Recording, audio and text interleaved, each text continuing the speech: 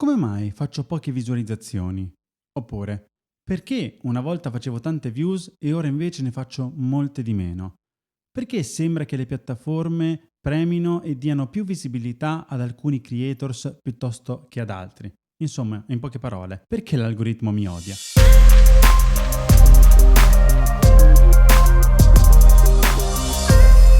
Ciao a tutti da Marco e benvenuti in questa prima puntata di Tube Facile Podcast, il primo podcast in Italia che aiuta privati, professionisti e aziende a muovere i primi passi in modo efficace su YouTube, ma soprattutto in cui andiamo a fare chiarezza sul funzionamento di questa piattaforma. E a tal proposito, oggi parliamo proprio di algoritmo. Sì, perché mi capita sempre più spesso di leggere online e in particolare sul forum ufficiale italiano di YouTube di creators, soprattutto di quelli che magari hanno iniziato da poco, che non riescono a crescere perché l'algoritmo non gli premia abbastanza, almeno di quanto loro pensano che si meriterebbero di essere premiati in termini di visibilità.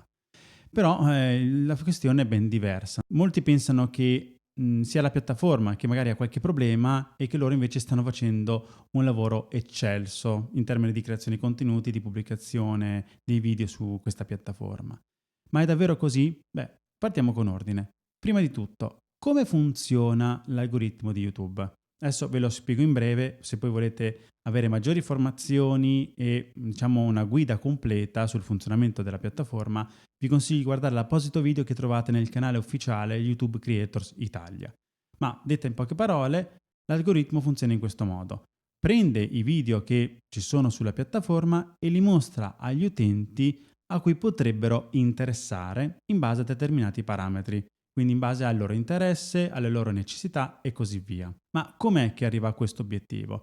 Prima di tutto c'è da fare chiarezza sul fatto che è un sistema che funziona in automatico, quindi non ci sono delle persone dietro che schiacciano dei pulsanti per poi consigliare i video agli utenti, ma un sistema che si chiama in gergo tecnico machine learning, cioè che più informazioni riceve e maggiori sono, diciamo, le informazioni e i consigli che dà agli utenti, per esempio di cosa guardare, in maniera sempre più precisa. Ma come arriva a questo risultato? Essenzialmente proprio grazie al feedback delle persone che guardano video su YouTube. Ad esempio, riesce a capire se una cosa gli interessa o meno in base a quanto tempo guarda un video. Quindi se guarda un video per intero, sicuramente gli consiglierà altri video dello stesso creator o video simili. Se invece guarda soltanto i primi 5 secondi e poi scappa via, probabilmente non era quello che cercava e di conseguenza gli va a consigliare qualcosa di diverso, dando quindi meno visibilità a quel contenuto. In altre parole, YouTube trova i video per gli utenti e non il contrario, non gli utenti per i video. E qui andiamo a sfatare un primo importantissimo mito, cioè del fatto che la piattaforma o comunque l'algoritmo vada a premiare soltanto i big YouTubers, i big creator, quindi quelli che hanno già canali molto grandi e ignora o non aiuta quelli più piccoli.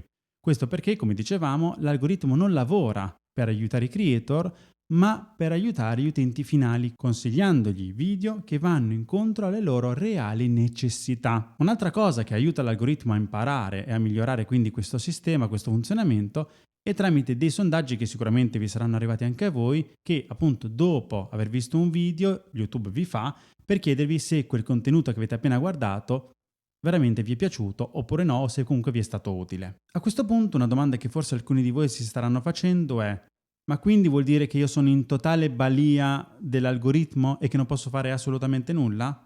Beh, la risposta è no. Anche noi possiamo dare il nostro contributo per aiutare l'algoritmo a consigliare i nostri video a un determinato pubblico, a quel pubblico che ne ha bisogno. In che modo? Essenzialmente con due metodi. Il primo è la SEO per i video su YouTube. Adesso non sto qua a spiegarvi che cos'è la SEO in generale perché sennò ci vorrebbe una puntata di 3 ore, ma per dirvela in breve, la SEO per i video riguarda 3 specifiche attività. Fare una miniatura, un titolo e una descrizione in modo efficace che attiri le persone a guardare i video e che aiuti l'algoritmo a capire l'argomento del nostro contenuto. E d'altra parte abbiamo i nostri contenuti, i video, che se li facciamo in modo interessante e che portano quindi le persone a guardarli fino alla fine o quasi, non solo avremo benefici da un punto di vista umano, cioè che le persone continueranno a seguirci, si iscriveranno al canale e così via, ma aiuteremo anche l'algoritmo perché appunto vedendo questi risultati andrà a consigliarlo ad un pubblico simile, aumentandone quindi la visibilità. A questo riguardo, un'altra domanda a cui voglio rispondere è: allora, quali sono i video che funzionano di più su YouTube e quali di meno? Beh, partiamo da quest'ultimi. Oggi purtroppo nel 2023 vedo ancora tanta gente fare freebooting, che tra l'altro è un tipo di modo di fare su YouTube che è vietatissimo, ovvero prendere un video già presente sulla piattaforma e caricarlo sul nostro canale, magari con pochissime modifiche o addirittura proprio facendo copia e incolla e stop. Ad esempio parliamo di pezzi di partite, delle sintesi delle partite, concerti. Quindi vi dico già adesso, se siete tra quelle persone che volete pubblicare questo tipo di video su YouTube, vi sconsiglio caldamente di farlo. Non tanto perché vedrete pochissimi risultati, ma perché YouTube potrebbe appunto cancellarveli in un men che non si dica. Un'altra tipologia di contenuti che invece anch'esso magari forse per un po' di tempo, fino a qualche anno fa andavano bene, ma oggi molto meno, sono i gameplay e in particolare quei gameplay denominati walkthrough, cioè che io porto a puntate in vari video me che gioco un gioco dall'inizio alla fine.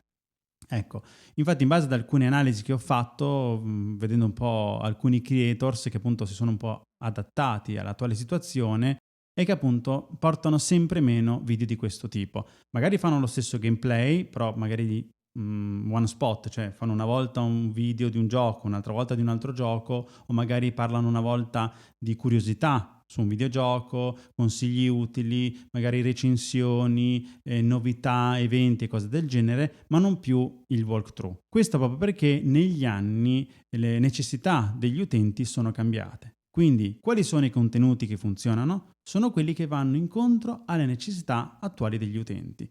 Come possiamo capire cosa piace oggi agli utenti e cosa no? Ovviamente non dobbiamo copiare gli altri creators giganti, quelli da 1 milione, 2 milioni di iscritti, perché magari quello che fanno loro potrebbe non funzionare bene per noi. Possiamo ad esempio comunque dare un'occhiata ai video che sono presenti su YouTube, cosa viene visto di più, cosa di meno, o usare uno strumento come ad esempio Google Trends per capire quali sono le terminologie e gli argomenti più cercati e più visti dagli utenti online. E infine un'altra questione che voglio portare alla luce è che se volete aprire un canale YouTube esclusivamente per monetizzare, allora vi dico già da adesso non fatelo, non è il lavoro per voi. Perché fare il creator è un mestiere e come ogni mestiere si riceve un pagamento perché si offre un servizio. E quello del creator, il servizio del creator è creare contenuti di qualità volti a venire incontro alle necessità e ai desideri delle persone, intrattenerle, dargli informazioni utili e così via. Quindi se volete optare per questa strada io di certo non ve lo posso impedire, ma non lamentatevi poi se i vostri video magari fanno 4, 5, 6 views e nell'arco di un anno di lavoro non portate praticamente risultati. Quindi per concludere, l'algoritmo è un nostro nemico? Assolutamente no, anzi è un nostro alleato. Magari ci sono delle piccole regole da rispettare, ma se lo faremo, e vi assicuro che non è assolutamente difficile, piano piano nel tempo vedremo risultati in termini di views, like, iscritti e così via. Bene, quindi qui termina questa prima puntata di Tube Facile Podcast. Fatemi sapere anche voi cosa ne pensate, se siete d'accordo con quanto vi ho detto oggi e noi ci vediamo alla prossima puntata. Ciao da Marco!